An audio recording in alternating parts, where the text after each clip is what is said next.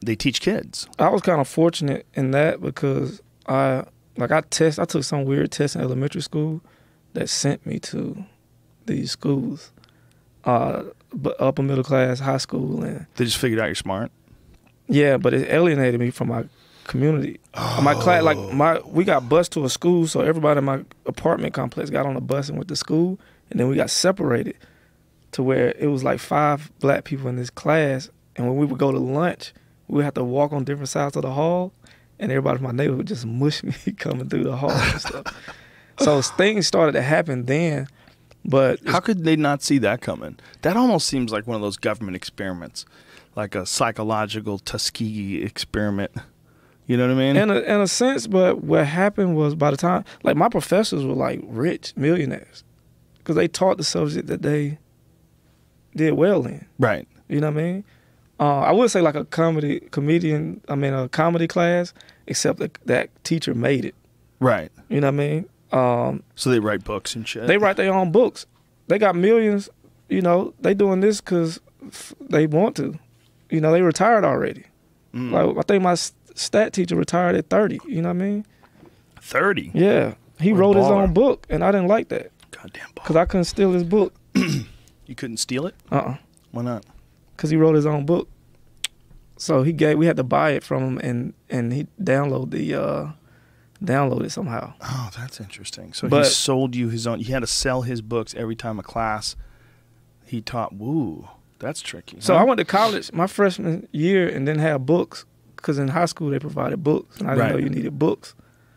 So I made money to buy a book, and they got book buyback programs, but they give you 25% of what the book's worth. Right. And I just couldn't get into that, so I had to steal books.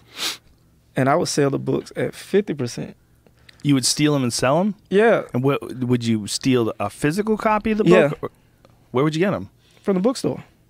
Just snag them from the bookstore? Yeah, because the thing that the alarm they had was the alarm, and it's funny because the engineering book school, but it never was hooked up properly.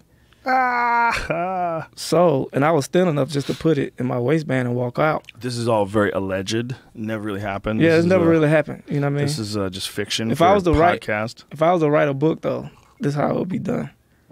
Right. But So I didn't do it like loosely on based massive. I didn't do massive because I know what grand theft is. Right. You know what I mean? So it's only a few people that I supplied, and it's easy. You getting it for 50%, and then you getting half of that money back at the end of the semester. Yeah. That's a good deal. Yeah, that's a pretty good deal. Win-win. Except stealing part. It's stealing part, but I allegedly might have gotten college books that way too. yeah. Really? A lot of Super them. common? Well, today kids can just download most things, right? Yeah, that's true. It must be really hard for them to sell their books now because kids can just go to like a BitTorrent. Because especially if there's like a college course that's in a major university, Yeah. most likely someone's going to upload it to a torrent, right? Would you Yeah. assume? But it wasn't torrents. I went to school when Napster dropped, so we was a group Oh, shit. that pushed all that forward. I remember Napster. Yeah. I remember the crazy argument about Napster. I remember I had to sit back and go. I remember very clearly when that Metallica guy got involved. Lars Ulrich got involved, and he was saying that this is stealing, and he was going crazy and freaking out. I remember literally sitting back because I was listening to it on Sirius satellite radio, I think it was at the time, or something. I was listening to something on my car. What year was that? Like, what year was Napster? 02. Was there even Sirius satellite radio? Am I imagining this? It might have been the radio. Actual radio. XM was right around that same time, I think. It might have been whoever it was out here. It might have been Howard Stern. I was listening to something, and they were talking about it, and I remember thinking, just stepping back and going, whoa, this is a new thing. Like, people have figured out how to get stuff for free online that normally would be like $20 or $10 or whatever the fuck it is. And I remember thinking, whoa, this is a new door that just opened up. I remember like sitting back in my chair. I was in my car. I remember the fucking parking lot. I was going to buy dog food, and I was listening to this, and I remember I sat back and I went, oh, man, this is a moment. Yeah. This is a real moment in our culture. Well, before then, look, our dorms didn't even have the internet, right? You didn't have the internet. You still had to go to the dorms. computer lab. So check this out.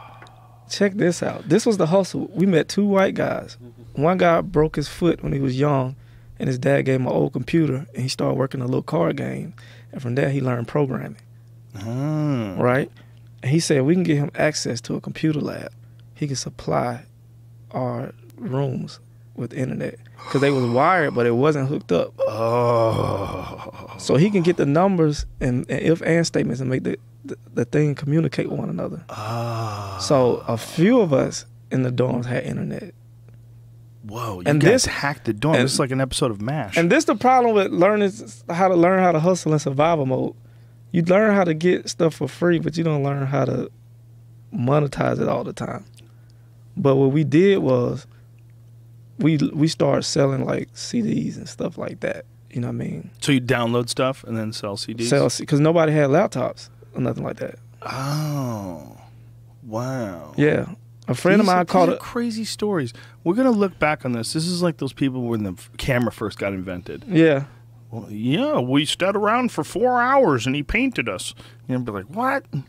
I mean, this is literally what that's like. This is what happens, man. And I think a year or two earlier, I was in the crack game a little bit. You were in the crack game? A little bit. For like 6 months. That should be a meme. I was in the crack game a little bit. Picture of Byron Bowers. This thing was new. This thing was a new hustle because more people love music. Yeah, when did the crack game open up? That was 80... The 80s. Something. That was when everything became... they blamed everything on crack. Yeah, it was.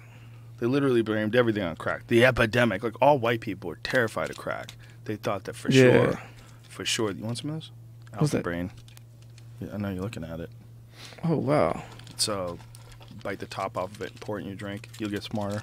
It affected me in the 90s, mid-90s. How so? With my father and my aunt. To see the deterioration of people and families, like full on. Somebody you look up to, just, you know. Yeah, it was a way for people to get coke way easier, right? Yeah. That's basically what it is. Get the same high for a short amount for cheaper, you know what I mean? $5, $10. But it has a different effect. It must have some sort of a different effect because people say that the crack thing, like after you do it, it's like really good in the beginning and then it's not so good after a while. But is that the same with coke? I think you're still chasing that high. I haven't did coke yet. Ever? You know what I mean? Nah. You say yet, though. You're leaving the possibility open. You know, Byron Bowers ready to party. You know, everything I've done, I do it for experiment with it. Right. And to understand addiction and learn, like comedy makes me so happy that I don't have to lean on anything for any emotional thing. Right. So when I do it, it's just to see what it's like. Mm-hmm. Right. So like when I did shrooms, you know, I was there documenting the experience. And then I would go back into it and then I can go out. Being self-aware mentally. Almost like from an engineering perspective, you're trying to like back engineer what's going on when you're doing these drugs. Try to figure it out. Let me write this stuff down, then I'll go back and look at it and try to figure out how I got there. Well, even when I got in the crack business, it was like, let's see what makes you so powerful. I remember having it in my hand, like, let's see what makes you so powerful. You were saying that to the crack itself? Yeah. What did it say? I'll show you. Basically, because when it ended, what was a low for me? When I stopped selling, the low for you? It was a low for me. Because I didn't know that the person who sells it is addicted just as much as the user. Because you're addicted to selling it? The power, the money. When you walk in a building, people know who you are, and people, the control you have over people. I'm like, this is what white power feels like.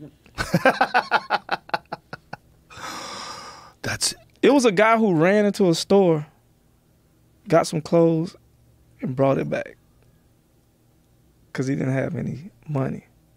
That's a powerful thing, you know? Right. Yeah. People are sucking your dick, you know, and stuff like that. Wait a minute. How does it equate to a guy getting some clothes and bringing them back? What? The power? Yeah. Because there's nothing they would normally do. You could make somebody do that, you know what I mean? So I look at it like if I was, and I could think like a 1%er because I got a business, I was educated in business, so they give you a Republican mindset. So if I was in control of a society, right, and I had a group of poor people and I controlled the resources, Mm-hmm. And this happened on the street with drugs too. That's why drug dealers get robbed. If I control the resources, I can allow it to go out or I can not allow it to go out. I can control the price point. And if you can't afford it, you know what I mean? Then it's like, okay, let's see what else you could do to get this thing that you want. So you were getting addicted to the power of like controlling these people, of having these people dependent upon you. You would show up, you would be important, you'd be making money, doing something that's kind of dangerous. There's like a bunch of different things going on. But I think I did it enough to see it, but I didn't do it long enough to get How long full did you do it? power. I think probably like 6 months or like a semester or two. How'd you get out of it? It was at one point I got propositioned to take control over this town. And it was at a point consciously where I was at a private college. I lived a triple life. I had basketball scholarship. I had classes that I was failing. It was a religious college. I had white friends. And then I would go to the black community and hustle at night. It's a lot of stuff to do. You know what I mean? And like at one point I was shot at. I was hanging with my white friends and they didn't know what the fuck was going on. You got shot at with your white friends? Yeah, because they wanted to buy weed. But guess what? They had to go to get weed in this other place. You know what I mean? Yeah, so, and that person, allegedly, his uncle worked for me. This is the first allegedly of the night, ladies and gentlemen. Yeah, all this is alleged. You know what I mean? So, I remember it was a pharmaceutical company in that town that made a lot of money. And I remember standing outside face to face with it. And I was like, this is a setup. We'll never win. This is where all the money is right here in this pharmaceutical company. It's legal, you know? And I met a guy who was addicted to crack. And he owned a pharmaceutical company, and CVS bought him out for like $1.5, $1.8 million. And you know where all that money went, you know? Yeah. And these things made me be like, and then the fact I was getting angry because I'm realizing how unfair life is. Because now I mean black people who grandparents went to college, you know what I mean?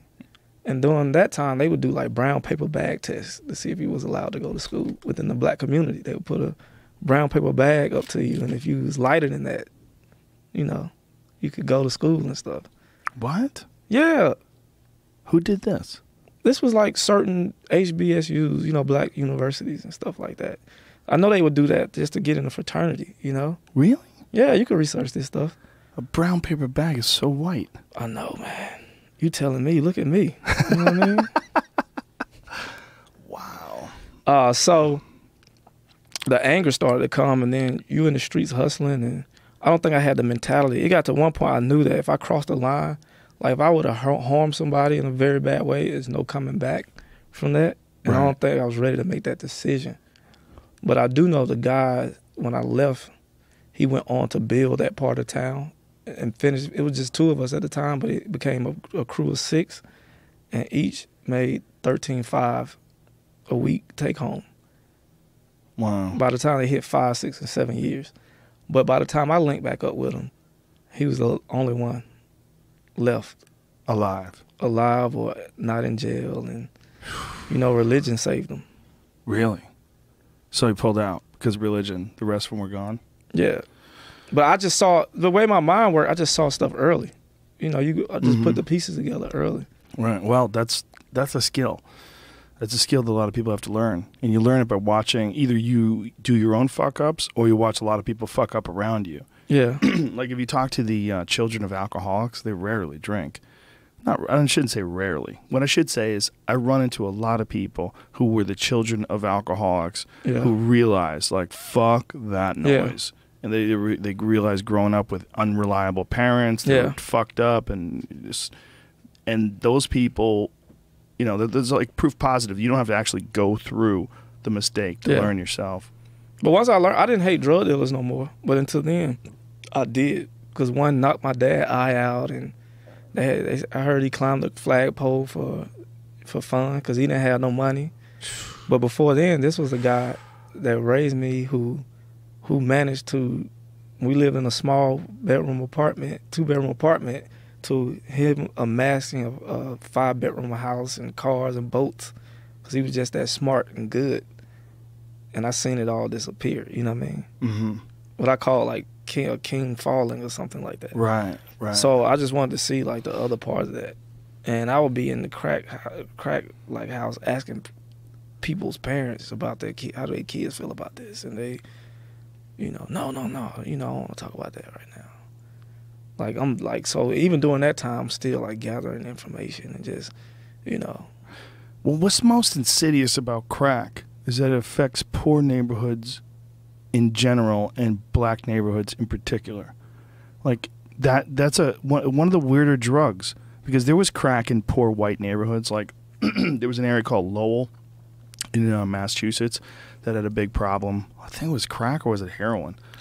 But there was crack neighborhoods for sure. Like I know poor white people that smoked crack, but me too. It seems way more prevalent in black communities, and I always wonder, like, what's the need that's being met when a drug provides a certain type of sensation? Like, what is the need that's being met that is uniquely attracts it to certain neighborhoods?